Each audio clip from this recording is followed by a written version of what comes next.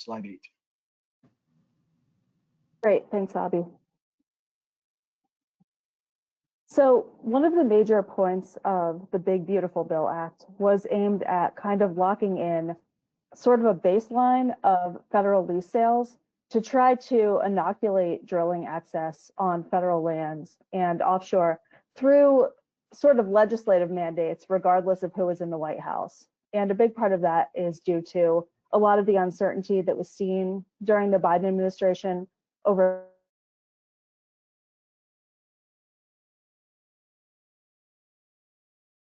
lease sales between planned, canceled, and then put back in play.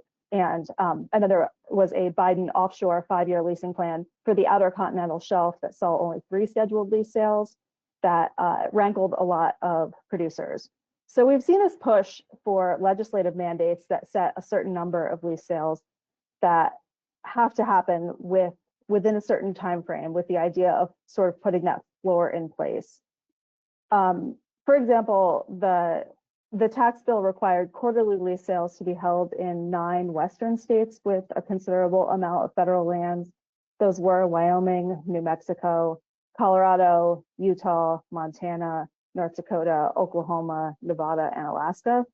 It also took the handful of quarterly lease sales that had been required under the 2022 Inflation Reduction Act and expanded them to a minimum of 30 additional lease sales for the Outer Continental Shelf. At least 1 lease sale is required by the end of this year, and then it goes to at least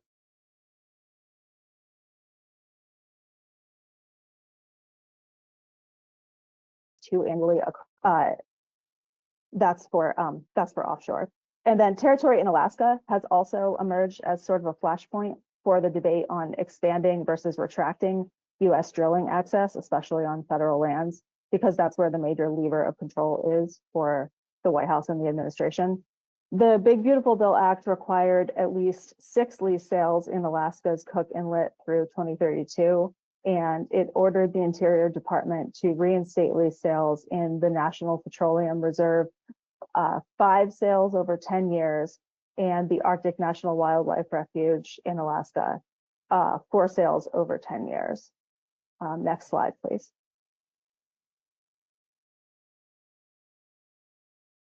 The reconciliation bill also sought to course correct on some of the areas where oil and gas interests had pointed to for where they would have liked to have seen more certainty during the Biden administration. A lot of that had to do with fiscal terms of leases and a set of practices that was meant to sort of curtail speculative leasing practices.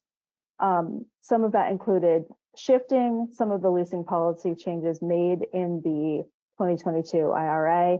Some of those were things like lowering royalty rates from what had been a flat floor of 16.67% for onshore and a range of 16.67% to 18.67% for offshore. The Big Beautiful Bill law changed that to a range of 12.5 to 16.7%. Those changes were not retroactive.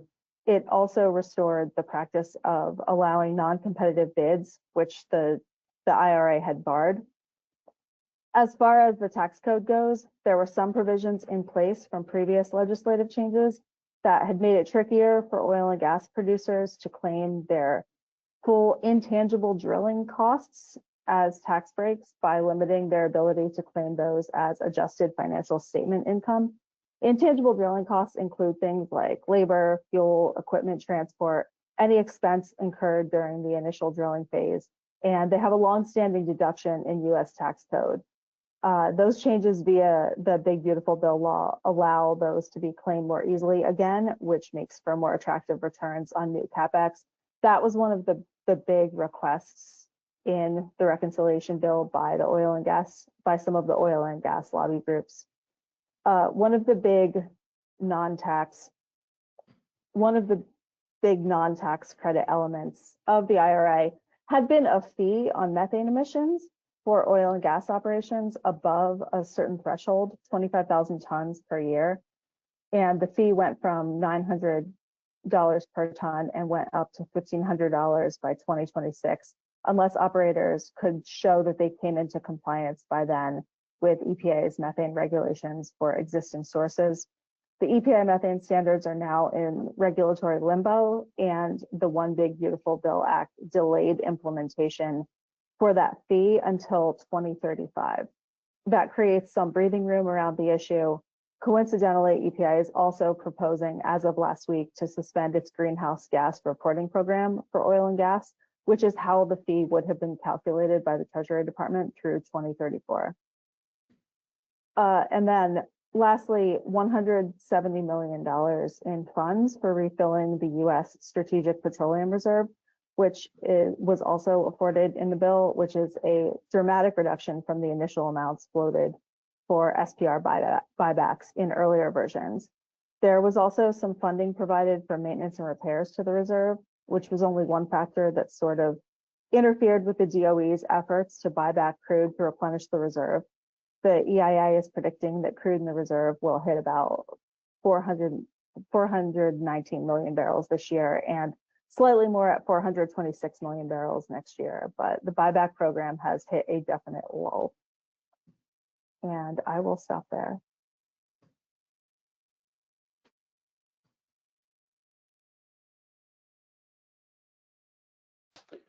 All right, great. So I think now I'm just gonna move on. Do we have any questions on the oil and gas sector, Robbie? If not, I will move on to the tariff.